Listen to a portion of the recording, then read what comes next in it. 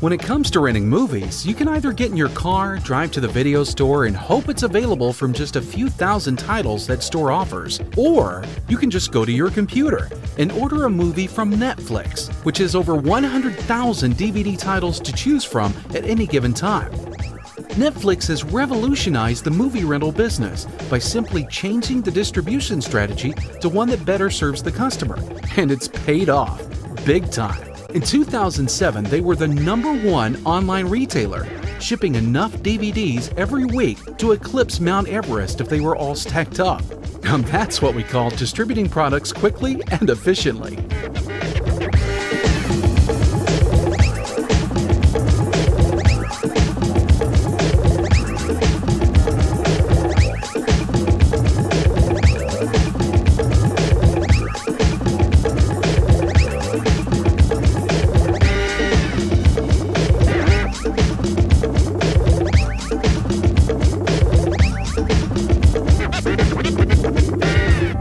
Netflix was started in 1997 by Reed Hastings and some others.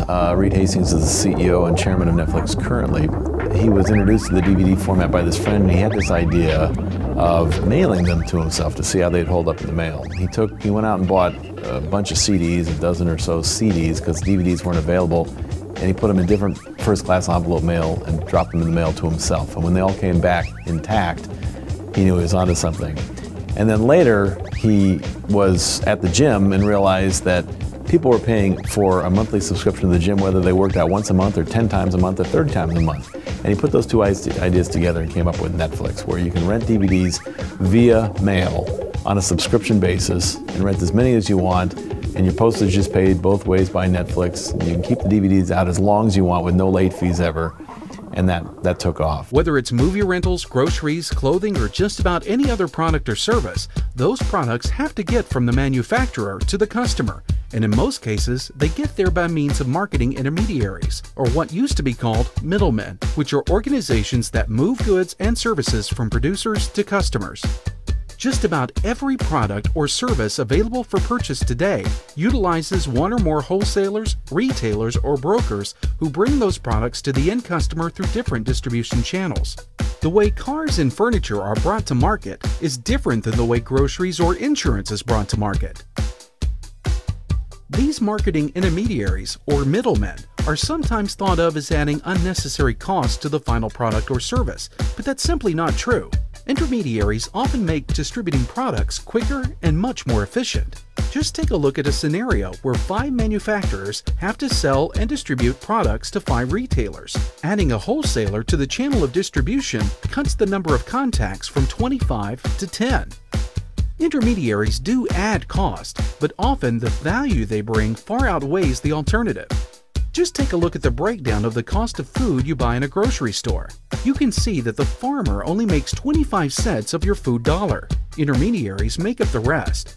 But without them, would you be willing to drive hundreds of miles to 10 to 15 different farms to get your food each week? One of 58 distribution centers that Netflix has around the country. Big ones, small ones. This is one of our larger.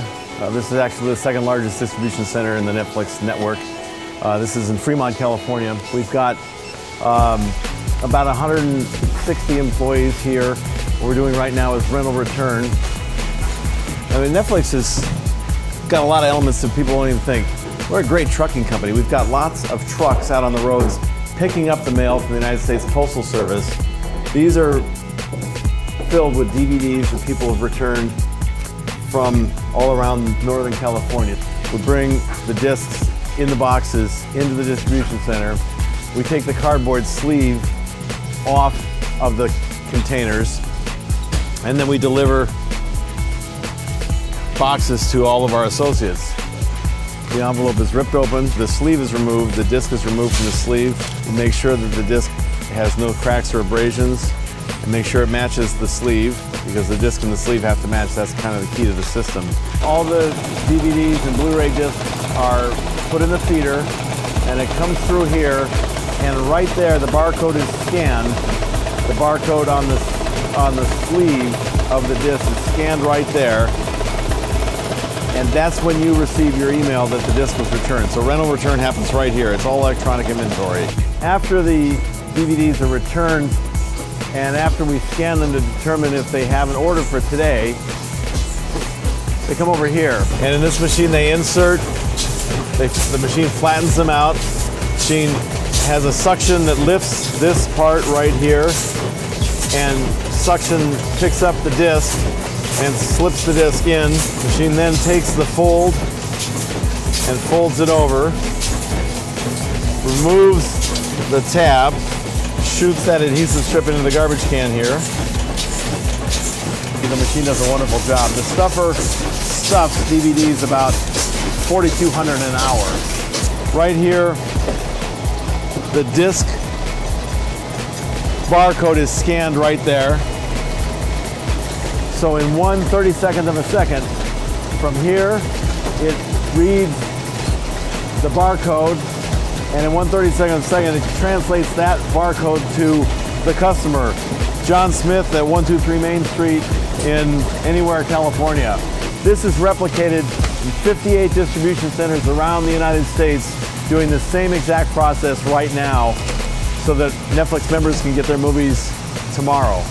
You see, intermediaries add utility or value to products or services.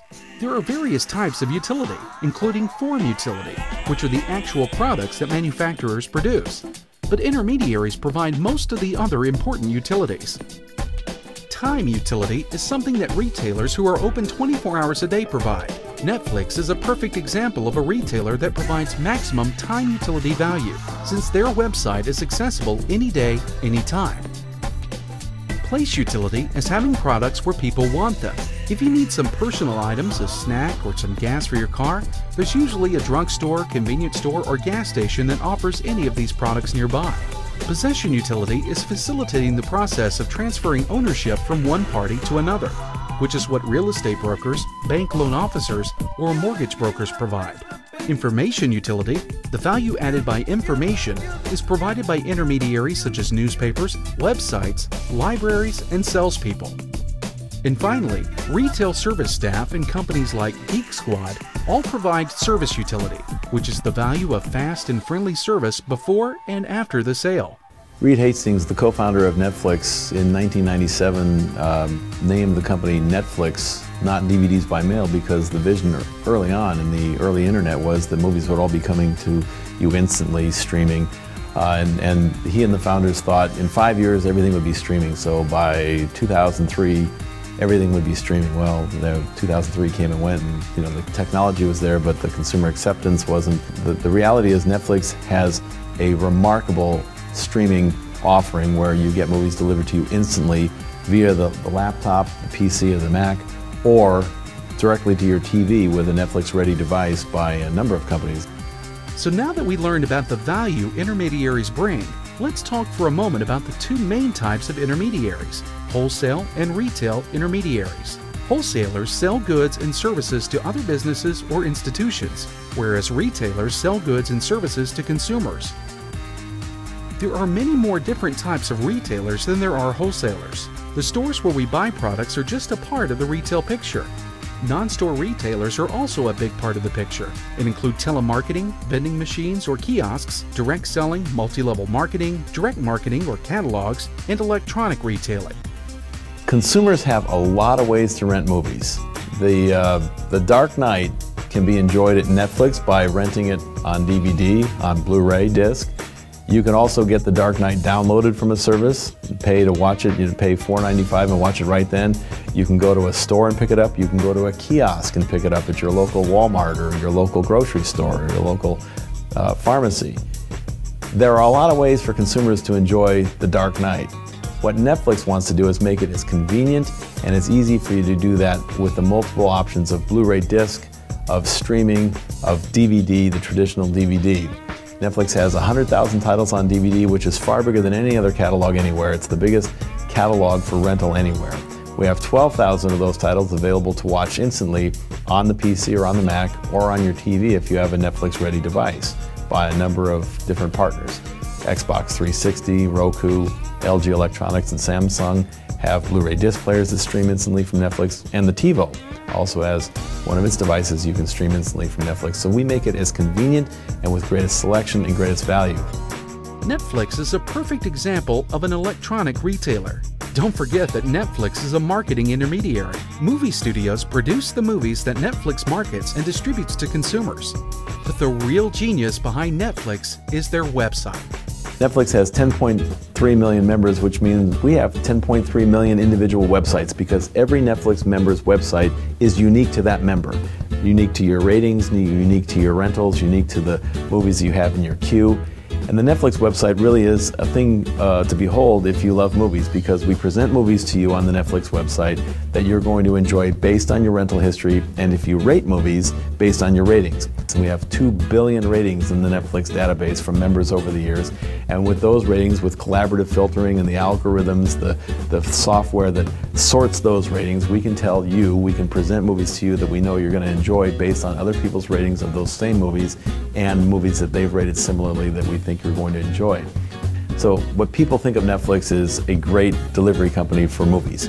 But what people don't realize is Netflix is really a software company. Everything that's done at Netflix is done on the back of brilliantly written software organically developed at Netflix.